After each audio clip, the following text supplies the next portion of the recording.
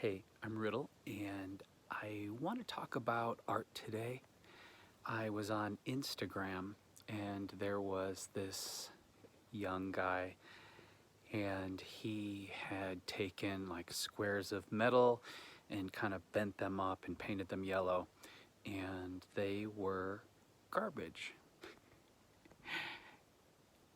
I have a dear friend who is a very talented artist. His name is Ariel Vargasol. Look him up.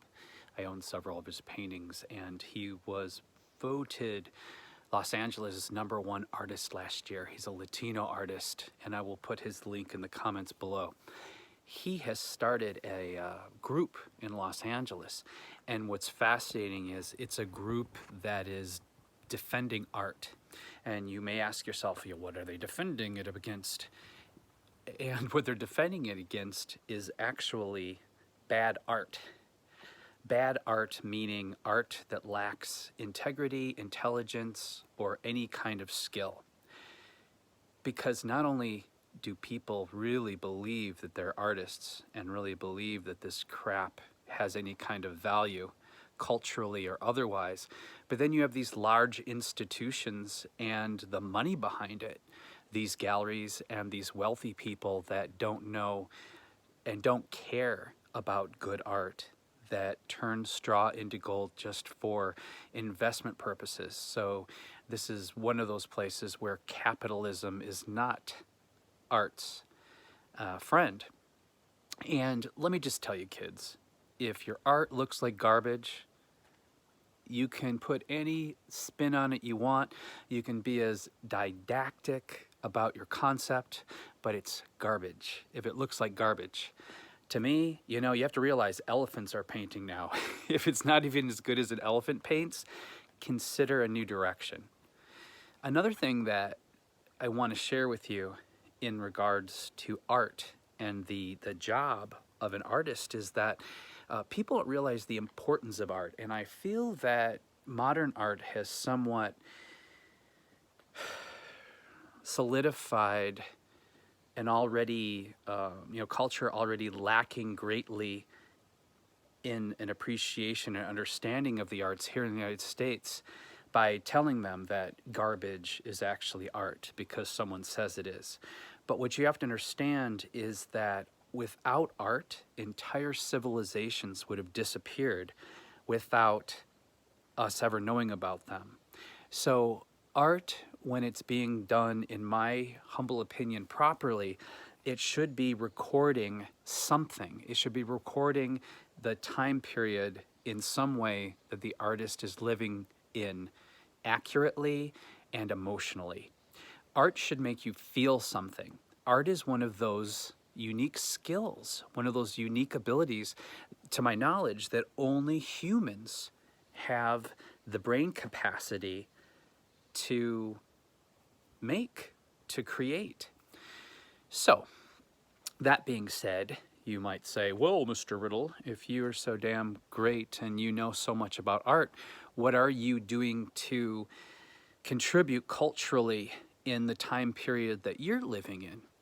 And I have actually sacrificed a lot to stay true to what I believe is art, because I have a tendency to be what you call dystopian in my concepts and in the creations of my art. It's very difficult for me anymore to make pretty for people, because it's hard for me. Ultimately, art is a gift to the future, and what we are doing as a species to this planet, it's impossible for me to reward my species with beauty and allow them to escape the reality that we are destroying our home, and not just our home, but the home for millions of other innocent creatures. So it's hard for me. I see people doing, beautiful things and, figurative art, and it just all seems like they're in denial. Like, are we living in the same time period? And people that paint and draw things that are, from other centuries, they're so talented, and yet their work means nothing. It's going to mean nothing. It's going to be valueless in the long run. because it's not even honest. They're like seals barking for a fish. So let me show you some of the things that I've been working on that I think is important, and hopefully if you're an artist, this may inspire you to do your own thing. Let's see if I can get this camera turned around. It's gonna be difficult. Oh. So this is a vase, and I did two things, because when entire civilizations disappear, what do they usually find? They find stone and they find ceramic. So to make this so it would last not just tens of thousands of years, but hundreds of thousands of years, I not only painted the vase, but I carved the design into the vase. This way, even if the glaze wears off of it, let's say a bomb goes off and the heat from that melts the glaze, there's still going to be the carving to hold the image. I have nature in its last stronghold. These are the oceans rising and the ice caps melting. This is the sun, and if you noticed, it's overpronounced. This symbolizes mankind and their consciousness, but how they're suffering because they seem powerless to what we're doing. Here we have overpopulation and the death of nature due to human sprawl. Symbolizes the big cities and the pollution. Here again, we've got nuclear energy, we've got cars, and we have the Industrial Revolution, which helped to start global warming. So if the world blows up tomorrow, there is this record that will be left behind, just like the Egyptians, the Mesopotamians, the Minoans. I feel like I've done my job. Instead of making you some coffee cups or some pretty vase. Here's another piece of work. This is funny because it's functional. It's actually a candlestick, but the joke is that there's no more room for nature. And basically, this is also my record of plastics and waste by humans. And it's literally a garbage dump, and you can see the animals have lost their habitat. So there's owls and penguins and turtles and birds and there's a fox in here, and they're all basically being forced to live in a garbage dump and live in human filth.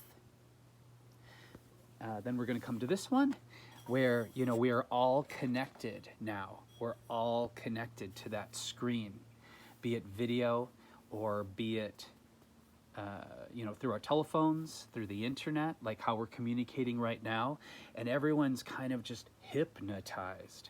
You know, what are we doing with this? Well, some people are doing something with it, and some people are just addicted. Some people are literally just hypnotized by and addicted to social media. And here are the satellites that allow this to happen, shooting down to, you know, satellite dishes, shooting out more. And here's cell phones, and here's cell phone towers. And these are what we don't see, and we're about ready to go 5G. And there's a lot of people thinking that this is going to really mess with the atmosphere potentially. And when I mean atmosphere, I mean it's going to mess with us. It could raise cancer rates. It could affect the you know, homing abilities of other animals that have you know, sensitive mechanisms that help direct them to migrate and what have you. And I am not saying this is a fact. I'm not saying that it's a fallacy, but I am recording it. I'm recording it just like I'm recording this, and just like I'm recording this. And though this work in general, no one wants to collect this work because it is a dark truth, the fact is I have done, I believe, a very noble thing by taking my time to create something not for money, but just to have a record of the truth of the darker part of humanity. Okay, I'm going to end that here for now. If you're interested in buying a piece, of course, you can contact me. I can also give you my web page so you can see how long I've been in the game and what you're investing in. And please share this video with others, especially artists, especially young people who are considering being an artist. You know, the big major difference between an artist and a creative person, you know, be very careful.